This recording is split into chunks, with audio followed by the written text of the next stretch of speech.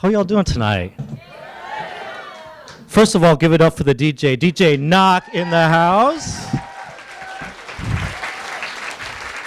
Today is his son's Bak'il, which is 100-day birthday, and he's still working. So give it up for Knock, man. No, I didn't realize that this show kicks off our 10th season of Equilibrium. 10 years. What do you know of that's lasted 10 years, man? Seriously. Like our first EQ was 10 years ago with Olga Garcia, a wonderful poet who's a published author, and Geologic, who just did a sold-out show at First Avenue. 10 years ago, I remember like when we first started the show, I asked Geo, like no one was touring yet, and I didn't even know what to pay Geo for a show. We had to debate. I'm like, what should I pay you? He's like, I don't know. Nobody's done this shit before, you know? Like just, I don't know, couple $100, I guess. Can I sleep on your couch? It was like that, you know? And 10 years later, look at this. It's really wonderful. How many people here were at that first EQ? Yeah. Us old-ass people. We're here for the long haul, man. How many have been to an EQ before? Raise your hand. All right. And who is this your first EQ? Raise your hand. Make some noise. All right, cool. Well, this is a wonderful start. We're really glad to have Remy Kanazi from New York. He's never performed in Minnesota before, so this is his first time, and hopefully it won't be his last. Also with Jamaica Osorio, who's never seen snow before. So this is also her first time here. We have a couple of really awesome local artists to kick it off to you here. And I just want to say thanks for coming out on a Saturday night, on a snowy Saturday night, for poetry. It's a big deal, right?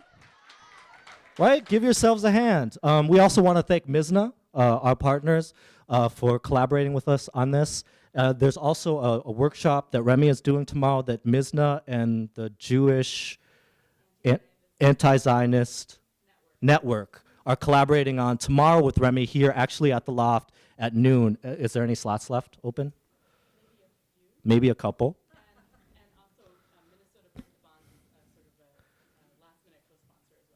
Okay, you all heard that, right? Minnesota Break the Bonds is a last-minute co-sponsor too, so yeah. How y'all feeling? You guys good? Yeah. All right, good. So we're just gonna get things rolling. We're just gonna do poetry. Is that all right with everybody? All right. So our first reader, he actually is double duty today. He is not only a poet, but he also helped us with tech. Like, you know, we were doing a, thanks also to Brownstone who are doing video recording. We thought so many people would come, we hooked up a secondary room with a live feed. And of course, we're poets, we're like, I don't know how to do that, you know, like, but Vincent knows how. How many poets, you know, even know how to plug in a toaster? I don't, you know, but he totally helped us out, and he's actually a really wonderful poet. We're glad to have him. He's part of one of the Loft's really wonderful open groups, the Native American group TGI Frybread. The best name for a literary group ever. And I believe the founder, Artie Medina, is here, right? All right, Artie. Woo! We're really glad to have him, so give it up, y'all, for Vincent.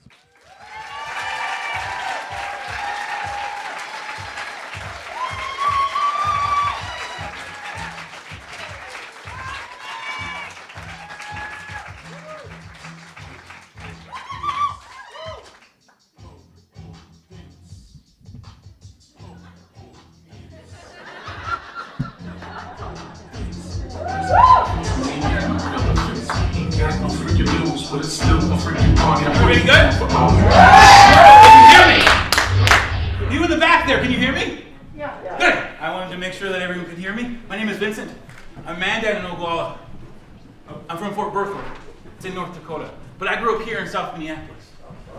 The pieces I'll be talking about today are a reflection of me, a kid that grew up here and also had to travel back to my reservation to to learn what it is to be me. The first piece that I'll be doing is called Who is Coyote? It came from a question that a rap-and-roll filmmaker, Missy Whiteman, asked. Who is Coyote to? And I thought to myself, this is an easy question. This is an easy question. I grew up in East Phillips. Coyotes everywhere. Coyotes all over the place. Coyotes everywhere.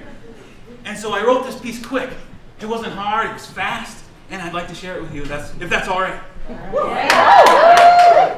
let's take a round, shall we? I've known Coyote. I've known him forever. My sisters, they were friends with him back in the day. You could hear them cracking jokes out in the yard all summer long. He told them he'd show them the hustle, the grand scheme of things. He made them promise not to fall in love with them. He told them he had promised himself to the moon and had been chasing her all night. They laughed. He used to chase Bob Thunder. He'd wait for him while he was on duty, just before he'd be going through a light. He'd pull up, rev the engine, and laugh so loud the whole projects could hear him, and take off. Now, I never seen Thumper arrest him, but I did hear him yell, "Go home!" or "Quit messing around!" He laughed. Last time I saw him, he was in rough shape. He still called me Shorty. He told me my sisters are sacred, that it's all special, every last bit of it. And even the buffaloes on the Ave need you to look them in the eye. They deserve it. We all do. He told me he tricked Wawatega Nigaboo into giving them big peace on the Indian Center. Showed me a picture with him and Mr. Morrison shaking hands. Mr. Morrison looked pissed. We laughed. Last time I saw him, like I said, he was in rough shape. But he told me, he said he's got some shit to take care of, but he'd be around. He told me to come by sometime and meet his Wea.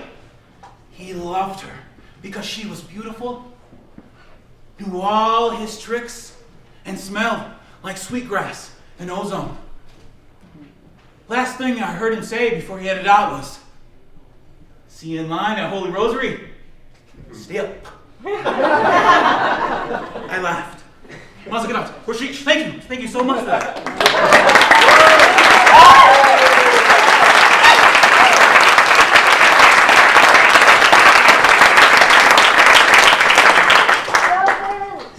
Thank you. I promise. The next one I'm going to do is called Somethingness.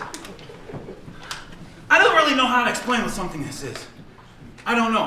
I want to share this. This is the first time I've ever shared this with anybody. And so I want to share this with you tonight.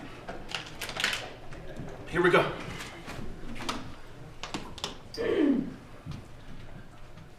Toughest Indian?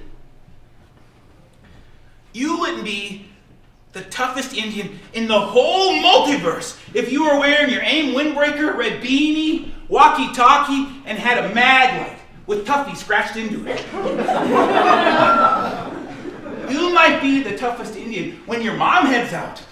But hey, even the Smurfs had a tough Smurf.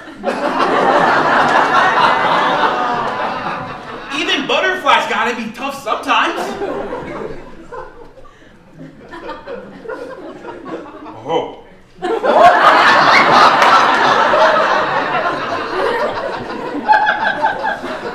Now me, I'm no Daisy. I'm no Daisy at all.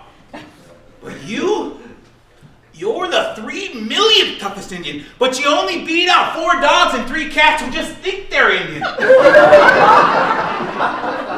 Growing up on the res and IHS accepting their forged tribal IDs, well, that'll do that to any animal. I bet if you tried to go to Canada right now, they would confiscate you like you were a fantasy document. Fierce, faked fantasy documents. From fiery, fantasy Indians.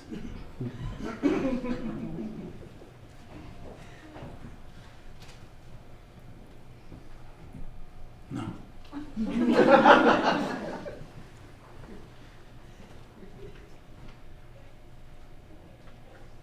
No.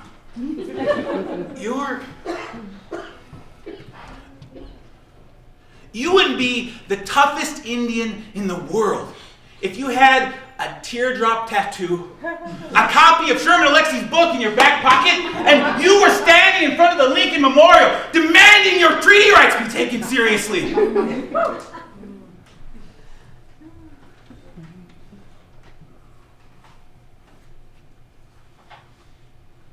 You know who's a tougher Indian than you? Iron Eyes Cody. In real name, Oscar de Cordy? He ain't even Indian!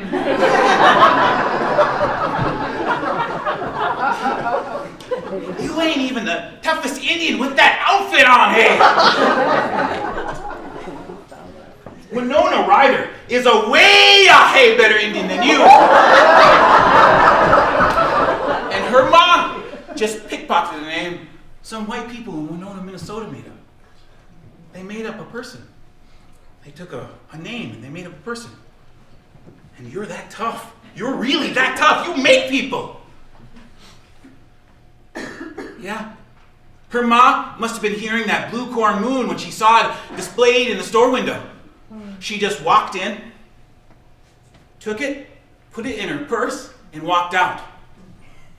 Some traits are handed down like American Indian College Fund board appointments. Embarrassing and hilarious, all